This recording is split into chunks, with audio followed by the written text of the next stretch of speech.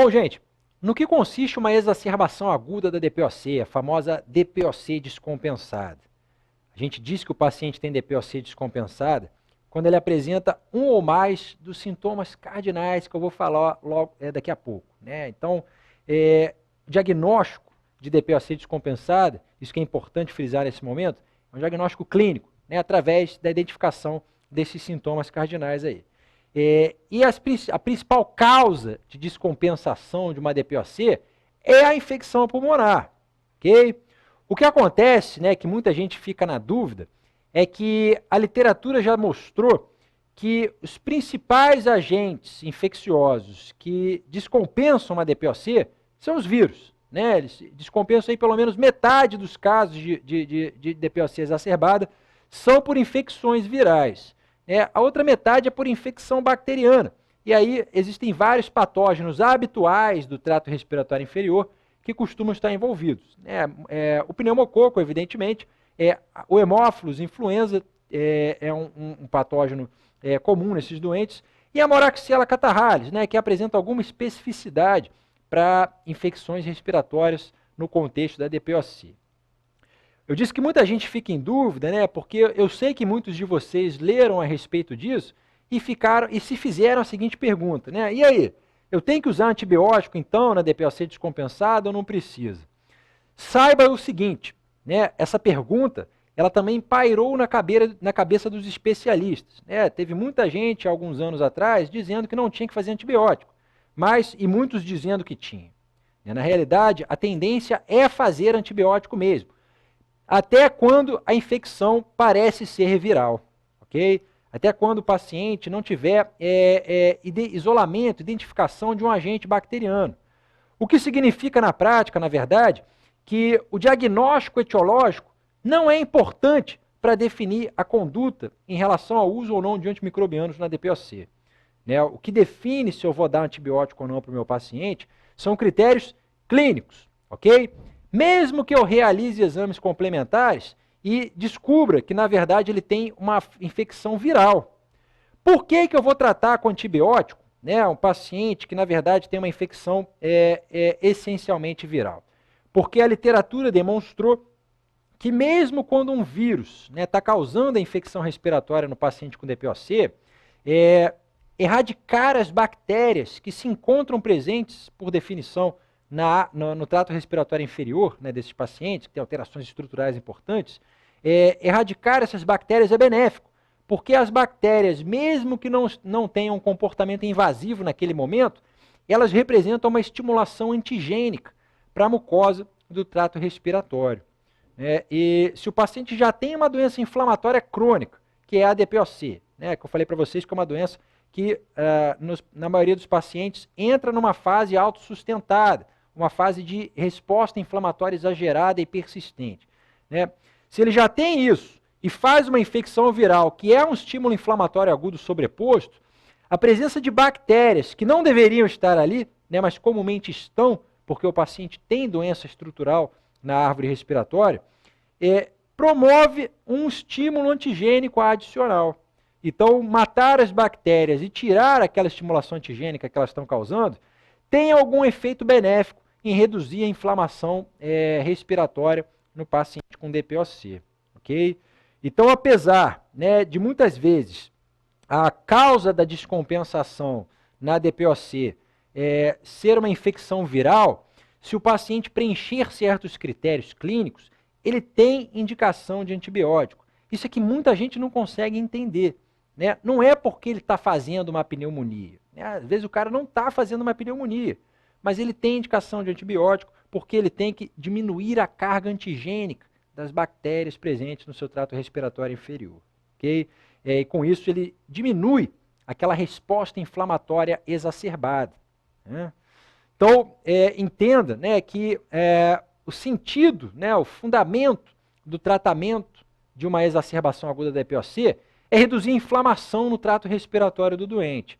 É claro que, muitas vezes, uma DPOC descompensada tem sinais e sintomas de franca pneumonia.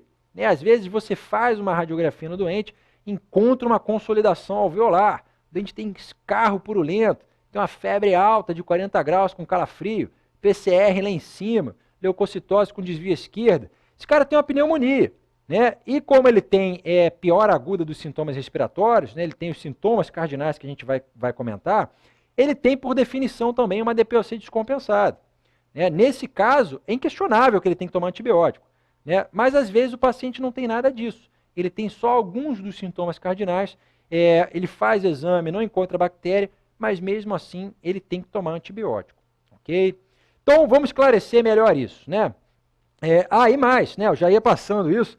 Quando o paciente tem critérios de gravidade ou de uso recente de antimicrobianos, a gente cobre, né, pseudomonas, além desse espectro antimicrobiano aqui de germes habitualmente presentes. Né? Se o paciente estiver grave, você não pode vacilar. Se ele teve internação, usou antibiótico recente, você não pode deixar passar uma infecção por pseudomonas, que é um germe com perfil de sensibilidade diferente aos antimicrobianos, né, que requer ampliação do espectro antimicrobiano. Okay? Quando é que a gente faz antibiótico, então, para o paciente com DPOC descompensada? Né? Quando ele tem os 3 sintomas cardinais, que são esses aqui. Piora da dispneia, piora do volume de escarro e piora da purulência da secreção. Né? Se ele tiver os 3 sintomas cardinais, não interessa qual é a etiologia, ok? Não interessa qual é o resultado do exame que eu solicitei para diagnóstico etiológico. Ele vai ganhar antibiótico, ok? Mesmo que os exames sugiram que se trata de uma infecção viral, porque o objetivo aqui é reduzir a inflamação pulmonar. Então, matar as bactérias tem o sentido de reduzir a carga antigênica e a estimulação inflamatória. Se ele tiver apenas 2 desses sintomas cardinais, sendo um deles a secreção purulenta, né, você também faz antibiótico, porque nesses casos a literatura demonstrou que a secreção purulenta é um critério sine qua non para início de antibiótico na DPOC descompensada. A presença de pus na secreção respiratória mostra para a gente que tem bactéria rolando ali. Okay? O pus nada mais é do que uma mistura de neutrófilos, de leucócitos polimorfonucleares mortos e lisados, né, degradados, com bactérias. Então isso indica, o pus indica para a gente que tem briga com a bactéria, tem inflamação sendo induzida pela bactéria. Então tem indicação de tomar antibiótico, ok? E a gente também indica antibiótico quando a coisa está braba, né? Quando o paciente tem indicação de suporte ventilatório, seja ventilação não invasiva, seja intubação orotraqueal.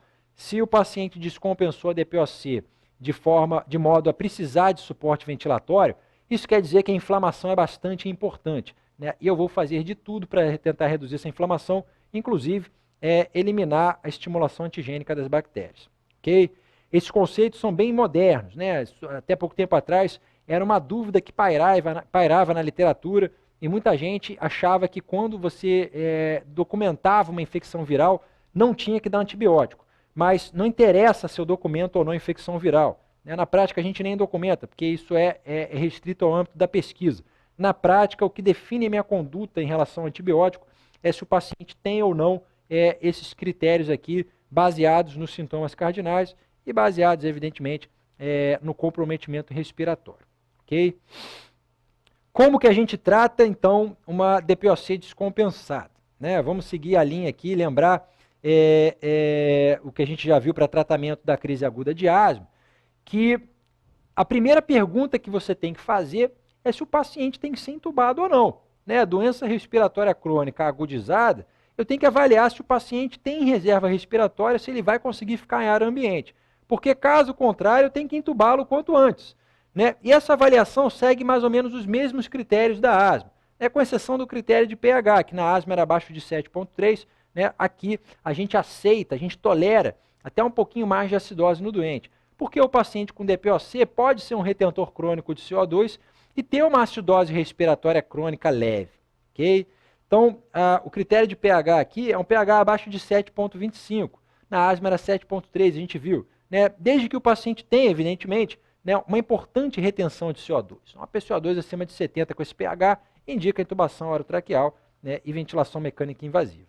A gente também solicita raio-x de tórax e exames complementares, né, e segue uma regrinha mnemônica para os elementos da conduta terapêutica.